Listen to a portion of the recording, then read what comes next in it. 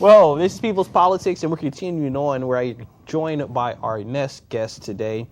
He is currently running for mayor of Houston, Mr. Luis Ralph Ullrich Jr. Thank Correct? you, sir. Yeah. Well, welcome to People's Politics, sir. How are you today? Just fine. How are you? I'm doing great. Well, as always, we like for the people who may not be as familiar with you to give this opportunity to introduce yourself and let them know about the position that you're running for and why the people should vote for you. Well, I'm running for mayor, and I'm try to tie the different. As an independent, I like to try to create points that stick with everybody. And one of the things I'm really interested in is creating shrinking big government by screening the number of people we send to prison.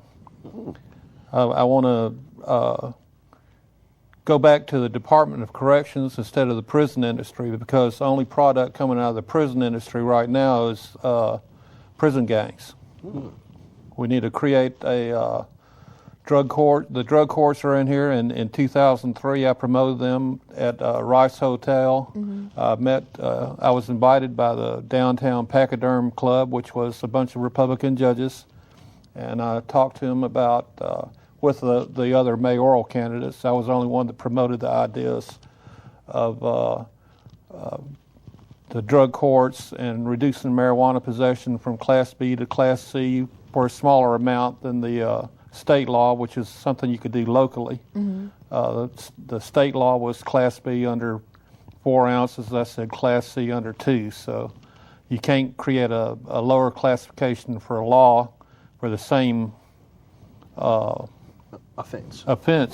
However, you can, since it was a lesser amount, you could create a smaller offense for a smaller amount. And I'm working on pushing the idea of mental health courts, because you have a lot of people that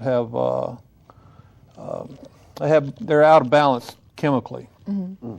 That's true.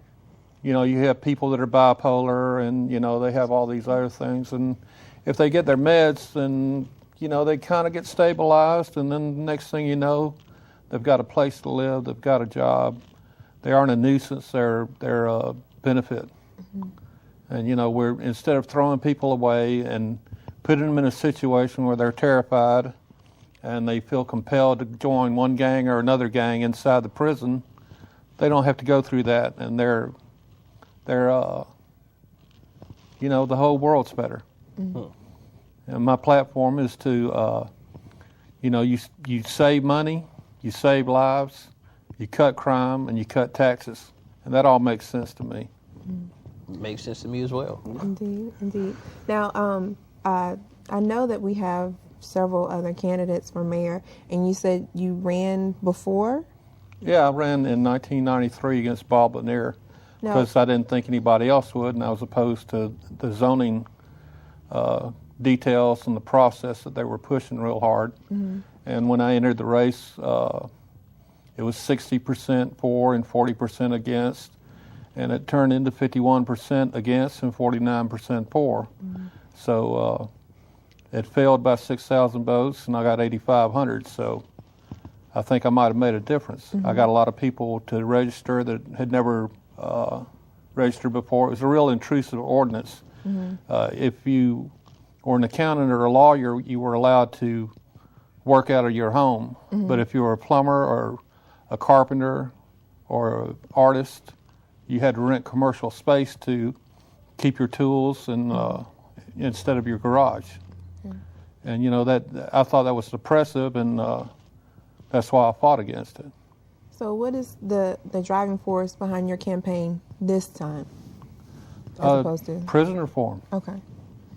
So what I mean is, like, you ran before against Bob Lanier. There have been several election cycles since then. Why did you decide, okay, now I'm coming back in? Well, I've been engaged in 3 other cycles since then. Okay.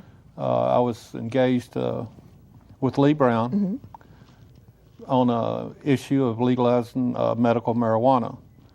And he was the ex-national drug czar, and I wasn't about to let him get out of town without getting up in his face about it, okay? All right. Okay. And I think I was successful in it, and told him a number of times, I said, you and I agree on a lot of points, but there's certain things we don't disagree on, and this is why I disagree with you. And after the election, he wrote an editorial about how the drug war was a failure, and that he was an advocate of legalizing marijuana, which is quite a turnaround for a drug czar. Indeed. Yeah, it's a 180.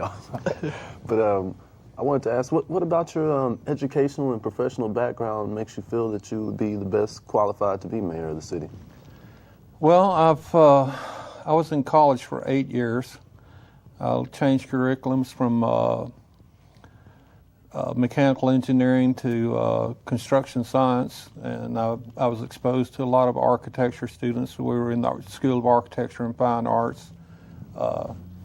I had gaps in my schedules. I filled those gaps with all kinds of other curriculum, anything from sociology and economics, geopolitics, English, creative writing. I had a very diverse education because my goal in going to college was not to get a degree, but to get an education. And my goal was to be self-employed when I got through, and I was self-employed. I developed my skills and my abilities to communicate with people on all levels and from all different perspectives.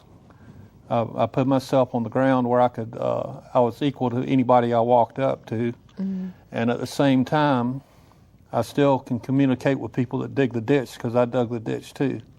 I was a plumber. I put myself through school. I'm still a plumber, but I've been a self-employed contractor, and I hire people as needed. I keep my deal low, but I ramp it up when I need to, and I contract it when I don't need to. And at the same time, I've got people. I've had people from federal judges to desperate people in Third Ward. I would come and help them, and I'd talk to them. And I helped Linwood Johnson over in Allen Parkway Village when he had a hard time getting the plumbing fixed over there because the city didn't want things done. I went over there. The city said they can't do this. Can you take care of it? I said, yeah, it's just a little bit. And I said, I can do it for you. He said, no, we want to pay you. If we ever have another problem, we want you to take care of it. I said, okay. And then they had he said, I want you to come over. I'd like for you to come over for a meeting. We're going to have a bunch of media out there and everything. You had experience I'd ran against Bob Lanier, and one of the things that I said was I thought the conditions at Allen Parkway Village was atrocious. It was a scar on the face of Houston to have a property in that kind of condition downtown. And I went to this meeting, and Sissy Farenthold, former governor candidate, a real prominent statewide candidate, was there, and we discussed Allen Parkway a little bit. And Linwood, at the end of the show, he said, they came in and fixed 5 units while you were in there. So you can be effective. You can be effective. You don't have to be elected to create a big change in what you're doing and feel good about being a candidate. And that's why I've stayed in the game. I always like to get up there with big boys and scrap a little bit, because they're the ones you gotta push them around a little bit and make them change, get them over to my idea, and that's just the way I am. So I'm not afraid of the big guy, and I welcome the little guy. I'm probably the most bizarre person you ever met. By far and away.